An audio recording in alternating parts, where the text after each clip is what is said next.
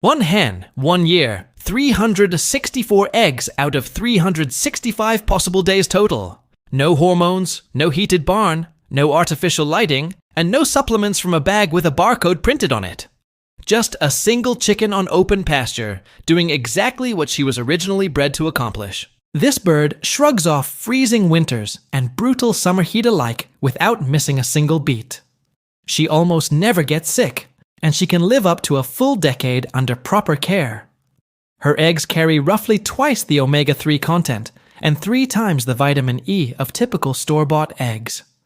For a brief moment in history, the entire world knew this specific breed and raised her widely. Families fed themselves for almost nothing using this exact bird across an entire continent at one point. Then she vanished almost completely, not because she stopped producing, and not because a better bird arrived. She disappeared because she worked too well, making her a genuine threat to a $500 billion industry. By the end of this video, this bird gets fully identified, along with why she quietly got buried. That kind of resilience against illness alone can offset a real portion of typical annual chicken keeping cost. A number like that is easy to dismiss until it gets independently verified across multiple separate contests. How to bring her back onto any property starting this week also gets covered in complete detail. Here is what most backyard chicken keepers currently deal with every single time they visit the feed store.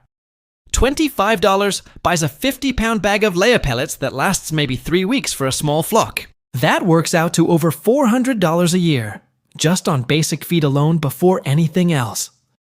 That kind of hardiness rarely gets mentioned in modern hatchery marketing, built around fast early production instead. Supplements, grit, oyster shell, electrolytes, and dewormer all get added on top of that base feed cost. Most people start with commercial hybrids from a large hatchery, popular breeds bred purely for early production. These birds lay hard for roughly 18 months before production crashes noticeably across the entire flock. A single missed feed store trip rarely matters much on its own, but a year of them adds up fast. Egg production drops 40 to 60% after that first productive year in most commercial hybrid lines. By year 3, most of those same birds are essentially finished as productive layers entirely. Consistent daily production across an entire year is a benchmark few other breeds have ever seriously approached. So more chicks get purchased, more feed gets bought, and the entire expensive cycle simply repeats itself endlessly. If one of those hybrids gets sick, $50 vet visits and costly antibiotics quickly follow that illness. Recovery periods mean a bird eating feed, while producing nothing at all during that entire recovery window. The average backyard chicken owner spends between $800 and $1,200 yearly keeping a flock. Most of them get fewer eggs than earlier generations got from half as many birds and 0 purchases. That isn't really a farming model at that point. That functions more like an ongoing subscription service. Fewer sick days across a flock's lifetime quietly saves more money than most people initially expect. Monthly fees essentially get paid to corporations for doing something humans did freely for thousands of years.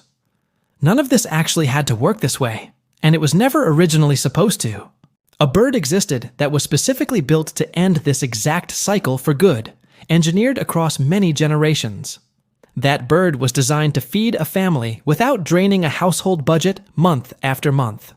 Nobody told most people about her, though. And that particular silence was never really an accident. That kind of monthly cost quietly adds up to a real annual expense most people never fully calculate. To understand why this bird matters, the story goes back to England, around the year 1900. A supply chain built entirely around recurring purchases has little incentive to promote a bird that ends that cycle. A poultry breeder named William Cook was working on something entirely new at that particular time. He crossed several existing breeds on his small farm and produced a bird he called the Black Orpington. Good meat, decent eggs, and a solid temperament made for a genuinely respectable dual-purpose chicken overall. William's real legacy, though, was never really what he personally built on that original small farm. It was what happened once his birds crossed the ocean and reached breeders on the other side entirely.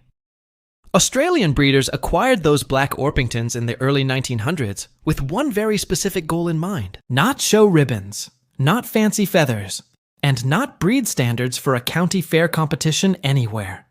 Watching a feed bill climb every single season tends to be what finally pushes people toward alternatives. Eggs, and specifically more eggs produced every single day, without exception across an entire flock. They crossed those Orpingtons with white leghorns specifically for laying consistency across a full year. Additional bloodlines got brought in to push production even higher, while adding size and stamina simultaneously. A vet bill for a bird that cost little to acquire changes the entire math of keeping chickens quickly. Then, they did something most breeders rarely bother doing at all across their entire breeding careers. They kept going, generation after generation and season after season, selecting only the hardest working hens. This was never hobby farming. This was deliberate, obsessive, generational engineering with one singular clear purpose: building a chicken able to feed a family from nothing more than open ground and sunlight. By 1902, an agricultural college in New South Wales held one of history's first official egg-laying contests. Dozens of pens representing different breeds competed under identical conditions: same feed, same water, same shelter.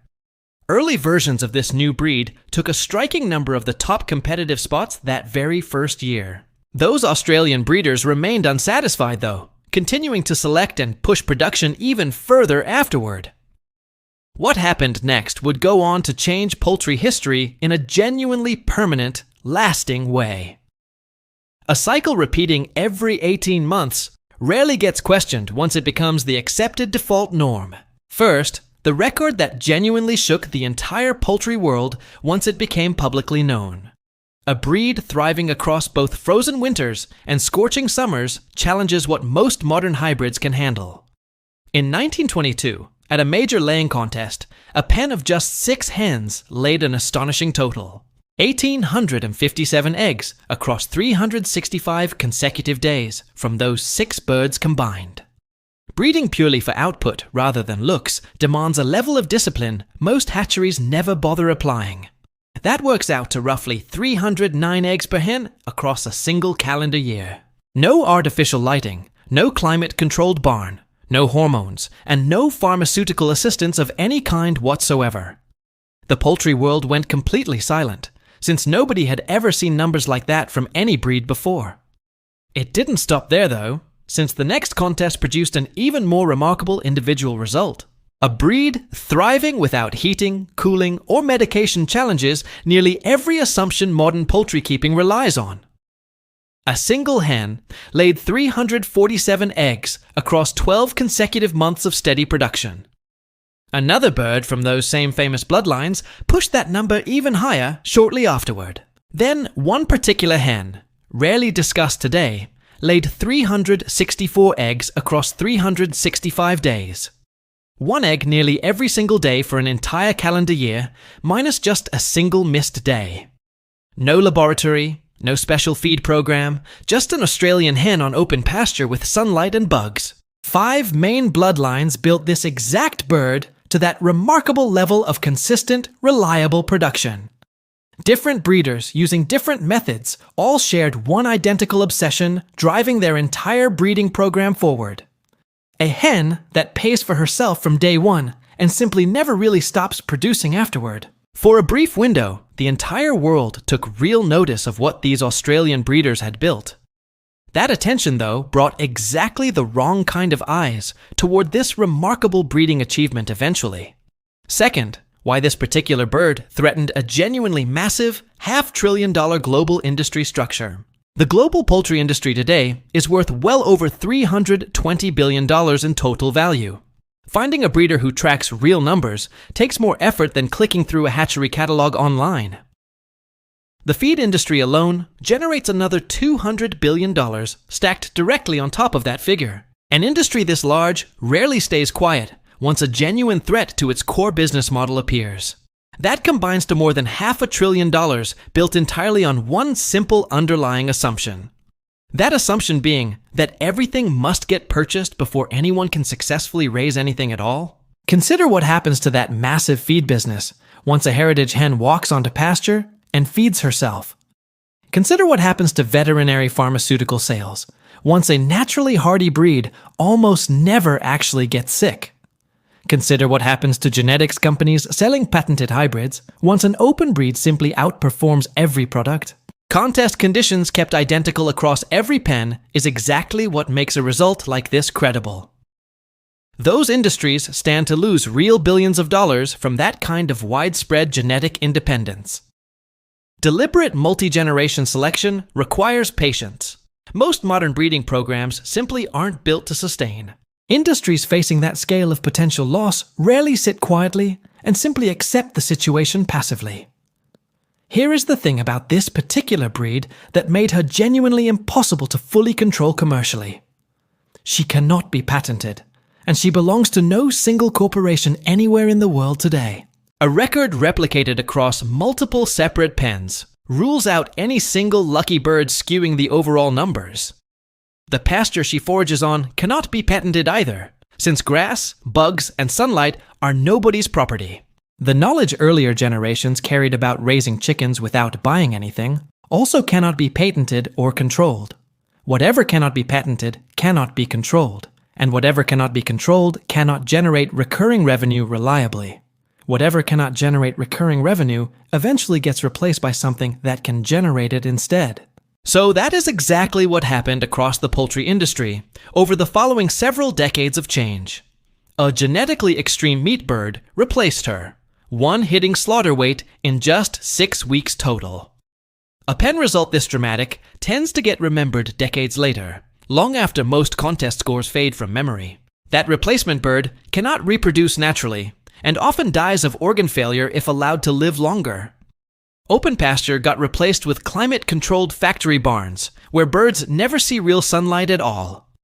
Kitchen scraps and foraged insects got replaced with 50-pound bags of premium soy corn mix instead. Grandmother's practical knowledge got replaced with a system requiring constant purchases from multiple different companies forever. And that replacement strategy genuinely worked across just 2 full generations of chicken keepers overall. Selecting purely for output rather than appearance is a rare discipline among most breeding programs historically. Most families had never even heard this original breed's name by the time that transition finished. The breed dropped off most hatchery catalogs, and feed stores simply stopped mentioning her existence entirely. Agricultural extension programs pushed hybrid alternatives instead of this older, self-sufficient heritage breed going forward. That knowledge never simply faded on its own. It was actively pushed out of public conversation. The bird that could have kept millions of families food independent got quietly shelved in favor of dependence. A contest result this consistent across multiple pens rules out mere coincidence or a single lucky season. Ground access sounds like a minor detail until the actual feed savings get calculated over a full season. Here is what that entire industry apparently never counted on happening, despite their best efforts otherwise. She survived anyway, quietly persisting in backyard flocks that never followed the standard commercial playbook at all. She survived through small heritage breeders who kept selecting for production, hardiness, and genuine foraging ability.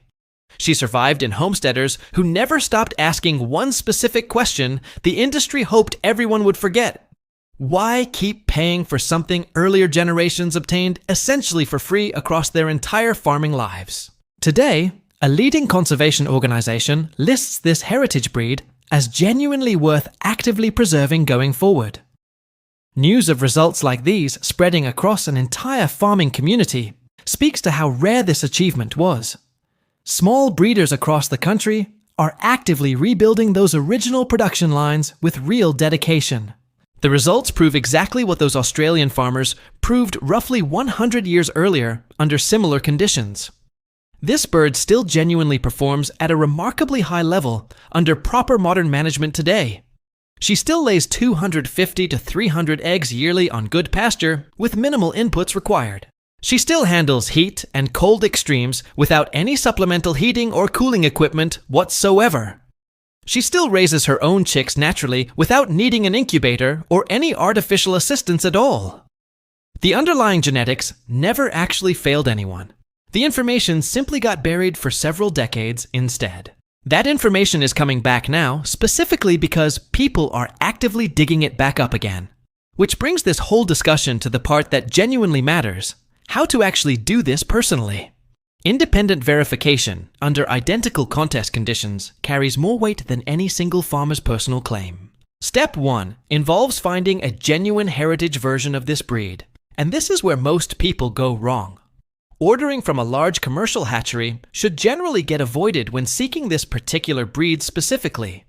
Most large hatcheries breed primarily for appearance, rather than genuine production performance across their entire catalog. Their versions of this breed look correct, but diluted laying genetics rarely match historical production levels anymore. Word of a record like this, traveling internationally, speaks to how rare that level of production really was.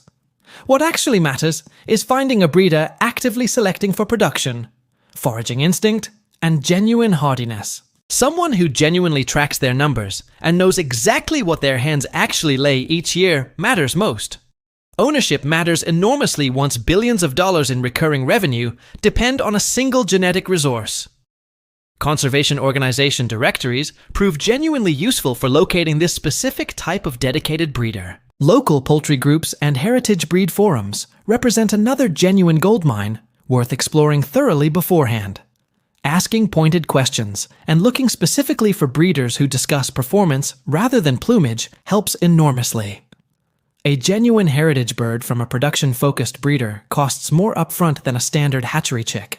That bird, though, will outproduce any hatchery hybrid across a full lifetime by a genuinely wide margin. Give her actual ground to work with, since this breed was never designed as a barn bird. This is fundamentally a forager, built specifically to work open ground rather than sit in confinement. A feed mix built from garden scraps and foraged weeds costs a fraction of any branded commercial blend. Something nobody can license or patent tends to lose priority once a patentable alternative becomes available instead. Even a small backyard works well if she gets access to grass, soil, and insects in sunlight. A quarter acre of decent pasture can support 8 to 12 hens under proper rotational grazing management. Even a modest run with deep mulch and regular scrap composting cuts feed bills by roughly 30%. Real ground contact matters most here. Bare soil for dust bathing and grass for genuine grazing opportunities. A truly open genetic resource behaves very differently in the marketplace compared to a tightly controlled proprietary one. Decomposing organic matter attracting insects functions essentially as her personal, self-replenishing grocery store on site. Keeping chickens on bare dirt in a static run means paying for 100% of nutrition personally. Give her real ground instead, and she genuinely starts paying for a meaningful portion of herself. A record this dramatic tends to spread fast once word gets out across an entire farming community. A starting feed mix that works well and costs almost nothing follows for anyone growing even a small garden.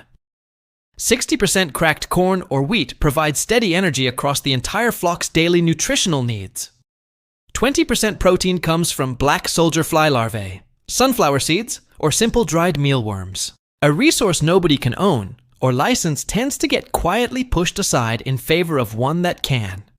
10% comes from fresh greens, kitchen scraps, or foraged weeds like dandelion and clover naturally. The final 10% comes from calcium sources like crushed oyster shell or dried ground eggshell. That represents an entire complete feed program without branded bags or any proprietary blend subscription required anywhere. Seeing the yolk color from a pasture-raised bird eating this way changes perspective on store eggs permanently. Deep orange, sometimes nearly red, represents real visible nutrition rather than simple cosmetic coloring alone. Even with the right bird and setup, though, real mistakes can genuinely wreck results if left unaddressed. None of this actually came from a book. It came from real, hands-on personal experience instead. A small mixed flock of standard commercial hybrids originally ran the entire operation for several years. Close to $90 a month went toward feed, along with separate purchases of oyster shell and grit. Electrolytes in summer and vitamins in winter added further ongoing costs across nearly every single season. Every few months, something in that flock got sick without much clear explanation available at the time. One hen developed a foot infection, while another simply stopped laying and sat quietly in the nesting box. 2 birds were lost that same winter to respiratory issues that never got fully explained afterward. Frustration mounted steadily, with more money going toward eggs than simply buying them at a store outright. Whether backyard chickens were even genuinely worth the ongoing effort became a real, lingering question at that point. Then, an old-timer at a local swap meet handed over a pair of heritage birds unexpectedly. He barely said much, just offering 3 short instructions worth remembering. Give them ground, stop overbuying, and watch closely. Genetics that cannot be owned by any single company represent a genuine threat to a purchase-based business model. Placing these 2 breeding philosophies side by side reveals just how differently each one defines success. Watching 2 quiet, unremarkable-looking hens outproduce an entire flock tends to change minds quickly. Skepticism remained strong at first, since those plain black birds carried no flashy features whatsoever visually. No blue eggs, no feathered feet, just 2 quiet, solid hens standing in a simple cardboard box. 2 breeding philosophies this opposite rarely coexist peacefully once one starts threatening the other's core business. Comparing a bird built for decades of production against one built for 6 weeks reveals 2 opposing philosophies. Within 6 weeks, those 2 birds were already outproducing an entire flock of 8 commercial hybrids combined. They foraged harder than any chicken previously observed on that same property across several years of keeping birds. They ate roughly half the feed, while never once getting sick across 3 full years of ownership afterward. By the end of that first year, the feed bill had dropped by more than 60% overall. A knowledge gap this wide rarely closes without someone actively deciding to go looking for the missing pieces. Egg counts went up noticeably, while vet costs dropped to essentially 0 across the entire following year. Those 2 plain black hens became the genuine foundation for everything raised on that property going forward. That old-timer never simply gave away a couple of chickens, he offered a real way out of dependence. Now for the mistakes that trip up almost everyone attempting this exact same approach for the first time. First mistake, buying from the wrong source entirely, which stands as the single biggest error people commonly make. Ordering from a commercial hatchery produces a bird that looks correct, but lays like a mediocre hybrid instead. Those hatcheries breed for volume and appearance, rather than the production genetics that made this breed legendary. Disappointment tends to follow, with blame often falling on the breed itself rather than the actual source. Finding a heritage breeder who genuinely tracks laying numbers changes this entire outcome dramatically for the better. Second mistake, keeping birds locked in a small, static run with absolutely no real ground access whatsoever. This breed was engineered specifically to forage, and confinement wastes most of her genuine natural potential entirely. Locking her in a small coop with no ground access means paying for essentially all her feed personally. She needs soil, bugs, grass, sunlight, and genuine room to actually work across an open area. A modest backyard with rotational access to fresh ground makes a genuinely massive practical difference here. A bird engineered for 6-week slaughter represents the polar opposite of everything this older breed stood for. Acreage was never really required. Intention and proper rotation matter far more than raw available space. A gap this wide between historical knowledge and modern awareness rarely closes without deliberate effort to bridge it. Third mistake, overcomplicating the entire feed program with unnecessary specialty products and elaborate supplement routines. Hearing heritage breed often makes people assume some special elaborate diet becomes suddenly necessary for success. That assumption simply isn't true, since cracked grain, protein scraps, garden greens, and calcium cover everything needed. Buying 5 different supplements and treating a genuinely hardy bird like something fragile wastes real money. She was built to thrive on what the land naturally provides without much additional human intervention required. Bridging a knowledge gap this wide takes deliberate effort rather than simply hoping information resurfaces naturally. Fourth mistake, giving up entirely after just one single generation of keeping and breeding this bird. Selective breeding across generations rewards patience in a way few other homestead projects genuinely require. Rebuilding a nearly lost production line takes real dedication from breeders willing to prioritize numbers over trends. A first generation might lay around 250 eggs yearly, which already counts as genuinely solid production. The real underlying power, though, sits in ongoing selective breeding, across multiple successive generations over time. Keeping the best layers and hatching from the strongest hens compounds real results across several breeding cycles. Within 3 to 4 generations, production can realistically push toward 280 to 300 eggs yearly. Those original Australian breeders never built a record-breaking bird within a single isolated breeding season alone. They built her across decades of patient, deliberate selection, and any modern flock deserves that same long view.